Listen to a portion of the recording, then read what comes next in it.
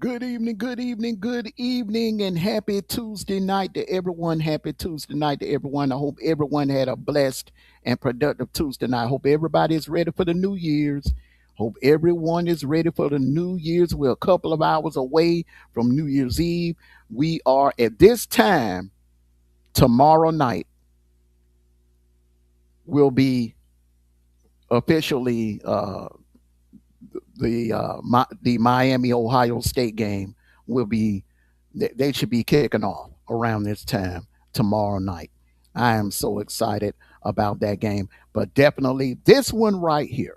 Now, let's talk about the Rose Bowl, the granddaddy of them all, Pasadena, California, 5 p.m. If I'm not mistaken, 4 p.m., 5 p.m., 5 p.m. Eastern Standard Time from Pasadena, the granddaddy of them all, the Alabama Crimson Tide, the number ninth ranked Alabama Crimson Tide, take on the number one ranked, the number one seed, Indiana Hoosiers.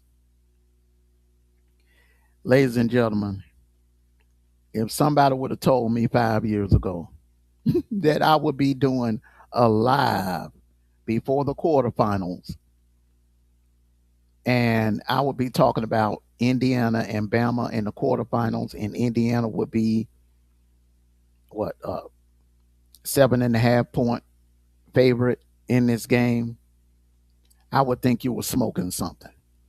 But college football, the game, the sport has changed. It's parity all across the league. Um, Now, although you do still have some teams that put a lot of money into their programs and they're winning, they're winning in that way, but you also have some programs like these Indiana Hoosiers that go out and get an elite head coach that knows how to coach the game of football, that knows his X's and O's, and that can take a program like the University of Indiana, which has been one of the worst football programs in the FBS, and turn them into a powerhouse. So, ladies and gentlemen, that's what we're going to talk about here. The Rose Bowl, the granddaddy of them all, Pasadena, California. The Roll Tide, Crimson Tide from Alabama versus the Hoosiers. And yes, ladies and gentlemen, it's football, not basketball. Get your popcorn ready. I'm Amondo Black, and this is the Dog Call. Falling between the hedges with a real deal, no small talk at all. The dog call, will of one, will of you. The dog call, will of one, will of you. The dog call, will of one, will of you. Good evening, and welcome to a special Tuesday night edition of the Dog Call. We're doing a preview of these quarterfinal playoff games. Just did a preview of the Orange Bowl game. Now we are talking the Rose Bowl, the granddaddy of them all, the number ninth ranked Alabama Crimson Tide, and the SEC runner-up taking on the Big Ten champions uh, from the Hoosier State, the Indiana Hoosiers, number one seed. Yes, you heard me right. Number one seed, and it is football. We're talking football, not basketball. And this team, ladies and gentlemen, has dominated. They are loaded on both sides of the ball. Bama, the talented, very talented, in my opinion, has the deepest wide receiver room in the nation. They have maybe like 6 or 7 different guys that that Ty Simpson could go to. Ty Simpson, in my opinion, I think he's going to be a damn good NFL quarterback for one reason and one reason only. He has one of the quickest release that I've ever seen.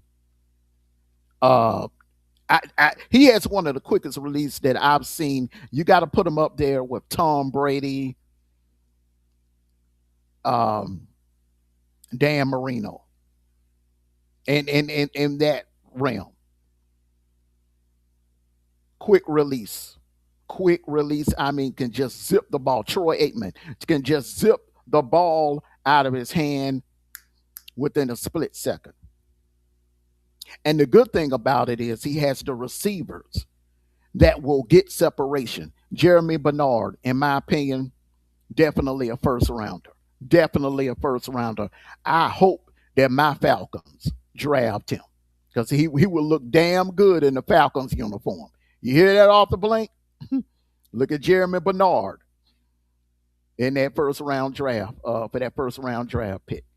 Also, you have Isaiah Horton.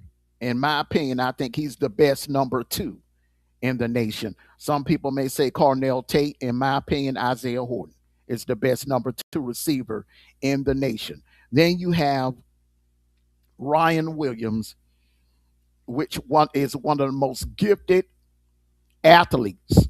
This guy makes plays, highlight. He's been on so many highlight reels for ESPN. And then you have Brooks. Brooks, this kid is, if I'm not mistaken, I think he's a freshman, but this kid has a bright future. I think he's gonna be by the time he's done at Bama, he's gonna be one of the best. He's gonna be up there with the Amari Coopers and the Devontae Smiths and the Julio Jones. That Brooks kid, if they can hold on to him and keep him from transparency, that's the thing about today's college football. Can you hold on to players like that? You saw what happened at Auburn a couple of days ago. They lost their number one go-to guy, Cam Coleman. It ain't just about playing time. It's about money, playing time, and these kids also want to win. They want to go to the playoffs because they know when you are participating in a playoff game, all eyes on you. The NFL GMs, the NFL scouts, they are all watching, and they're going to all be watching this Rose Bowl game. So with that being said, I just read off Bama is loaded with talent. I'm going to tell you right now. And I said back after they defeated Tennessee, I said that this team was a national championship winning team. They are. I said that back then. But that was back then. This is now. Okay. So let's take a look at Indiana. Fernando Mendoza. He's going to be tremendous in the NFL. He's whoever gets him at quarterback, he's going to turn their franchise around. He's going to do for an NFL franchise what Josh Allen did for Buffalo, what Lamar Jackson did for Baltimore, what Patrick Mahomes did for Kansas City. He's going to be that generational player for some franchise that whoever drafts him. If I'm not mistaken, I think the Raiders have the first draft. If I'm the Raiders, I'm definitely looking at Fernando Mendoza, bringing him in as the quarterback and building around him. Let's take a look at Kurt Cinetti. Although Bama has all the 5 stars and the 4 stars, they are loaded with talent. This Indiana team is probably the most well coached, most disciplined football team in the nation. There's a reason why they're number one. There's a reason why this team went on the road to 2 hostile environments and pulled off a win. They went into Happy Valley. They had to fight tooth and nail, and they won. They went into Eugene and dominated Oregon. From start to finish, they never trailed in that game. They dominated Oregon the entire 60 minutes. Then we go to Illinois. Their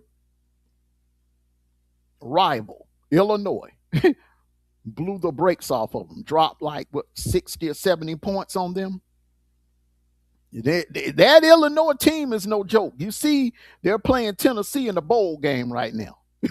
And they ain't no jabroni team. That is not a jabroni team. And Indiana. Now, when people talk about Indiana, they talk about the offense. They go to the offense. But you can't just go to the offense. Because honestly,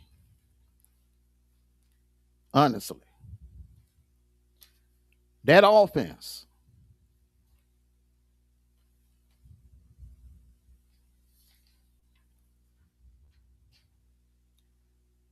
that offense is not the problem. The problem for Indiana is that defense. Let's take a look at it now. Oregon is a high power offense, ranked in the top 10. They went to Eugene and shut them down. Penn State, although they had a terrible year this year, but their offense was pretty good. They put up points. They just couldn't stop nobody, but they put up points. And Indiana at the end, when it was time to shut them down, when it was time to stop them in that fourth quarter, they stopped them. Let's go to Indianapolis. They did something that, hell, even though Michigan beat Ohio State, they didn't shut them. They didn't beat this Ohio State team this year.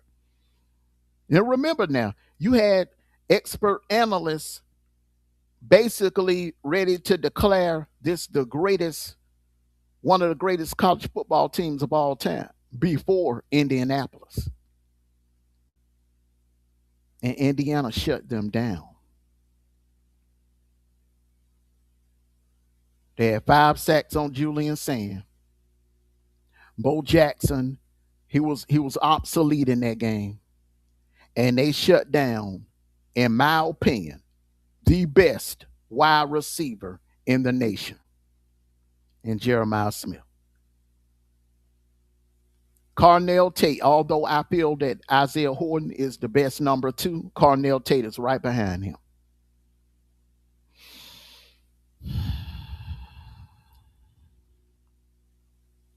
Ohio, now I'm just going to start it off like this. For those of you that are picking Bama to upset Indiana or to beat Indiana, ask yourself this question. Do you think Bama could beat Ohio State? Let's go back to championship week. Let's just say if Indiana and Bama were to swap places, and Indiana had to play Georgia, and Bama had to go play Ohio State, do you all think that Bama team would have beat Ohio State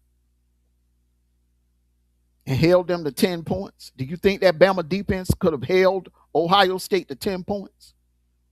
Do you think this Bama team could have went up to Eugene, Oregon, one of the toughest places to play in, and beat that Oregon team? Now, although, yes, they came into Sanford Stadium on a Saturday night and beat my Georgia Bulldogs. But if you paid attention to that game and you were honest about that game, you will see in the second half, Bama scored 0 points. And Georgia's coaching staff made some dumb decisions. It made some dumb decisions in that game that cost them the game. Passed up on the field goal that could have tied the ball game and took it into overtime, and there was a questionable play call at the end of the game. I say that to say this, ladies and gentlemen.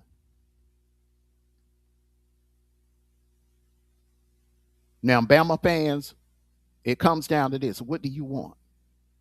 Do you want me to sell you a bunch of champagne wishes and caviar pipe dreams? Or do you want the truth? You know what?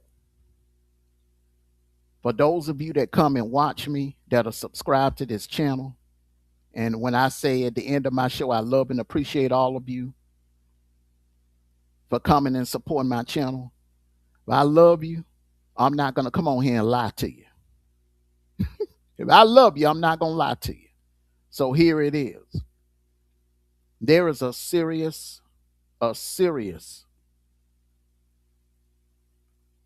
flaw with BAMA. And I've been saying this all season.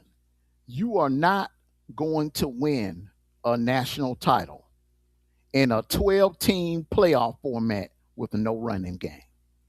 In order to beat this Indiana team, you're going to have to be able to run the ball. Have any of you checked the forecast? Have any of you Tide fans checked the forecast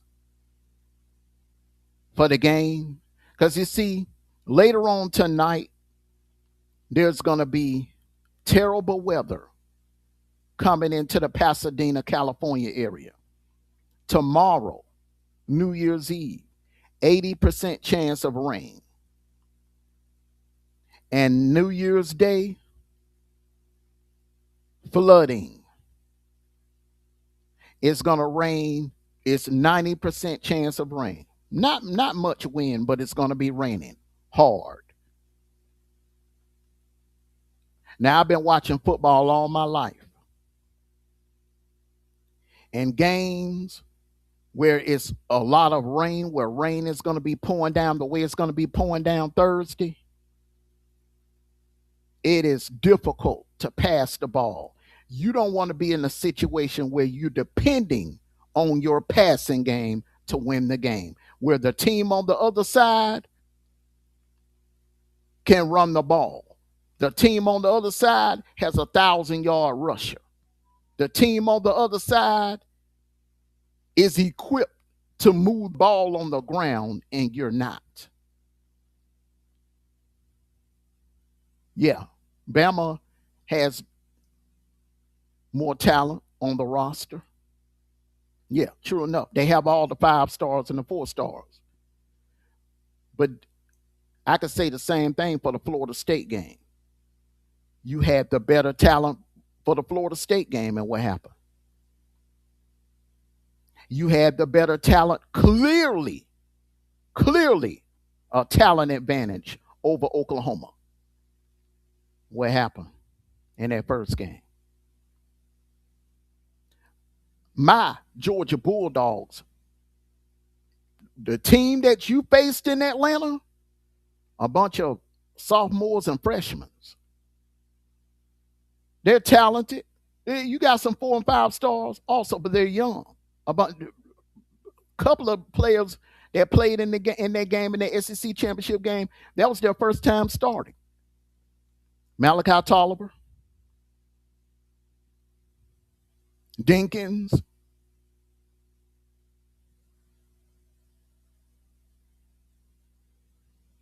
Zayden Walker. That was their first time starting. Football ain't just about talent or who has the better talent. How many times have we seen, and this not just for college football, this goes for the NFL, NBA, Major League Baseball. How many times have we seen the more talented team lose?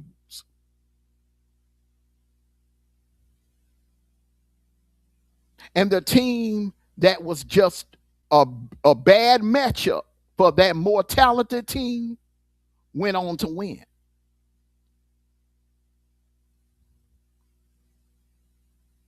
One comes to mind, Super Bowl 42. The New York Giants and the New England Patriots. New England Patriots came into that game 18-0. Clearly the more talented team. Tom Brady, Randy Moss, Wes Welker, Teddy Bruschi, Rodney Harrison, Asante Samuel. Had they won that game, they would be talked about like the 85 Bears. It's the greatest team of all time. But they lost because the Giants were a bad matchup. The Patriots ran into a team that was just a bad matchup. Had it been anybody else, the Colts, the Broncos, the Chargers, The Steelers, had it been anybody else, I'm sorry, had it been NFC, had it been Green Bay, the Cowboys, the Eagles, the Falcons, the Cardinals, the Bears, the Saints, any other team other than the Giants, New England would have won, and they would have went 19-0. But it was a matchup problem. The New York Giants was a matchup problem. And when I look at this game, although Bama is the more talented team, Indiana, unlike Oklahoma, they don't make mistakes. They are a very, very well coached team, very disciplined team, and they have a better secondary. This will be the best secondary that Bama has faced all season. This will be the best secondary that Ty Simpson and those receivers have seen all season. Indiana secondary, if you go watch the tape and you look at the stats, Indiana secondary is better than Vandy's, Missouri, Tennessee, Georgia, Auburn, LSU, Oklahoma.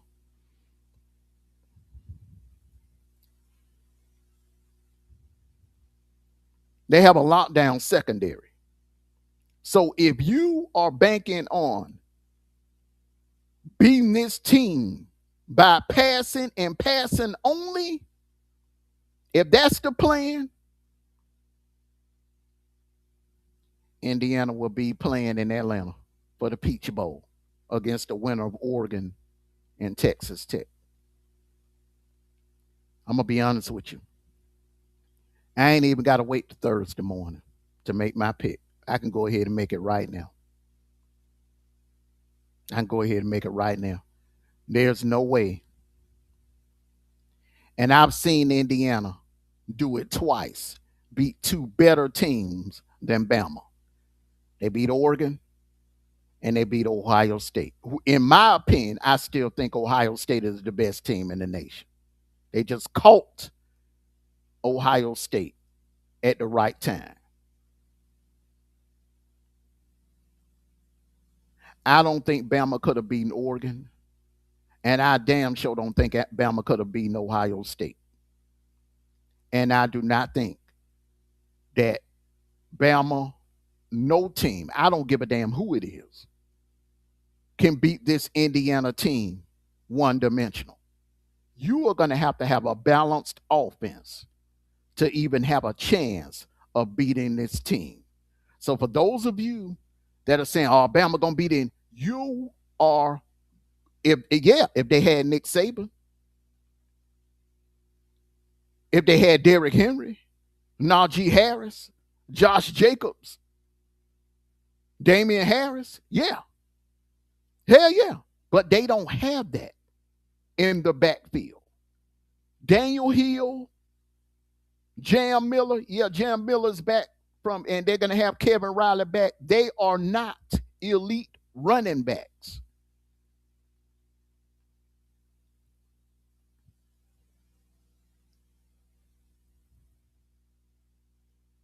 And for those of you that think that Bama is going to be able to beat this Indiana team by just passing the ball all day long in that rain, in that pouring down rain that they're going to be playing in Thursday, you're sadly mistaken.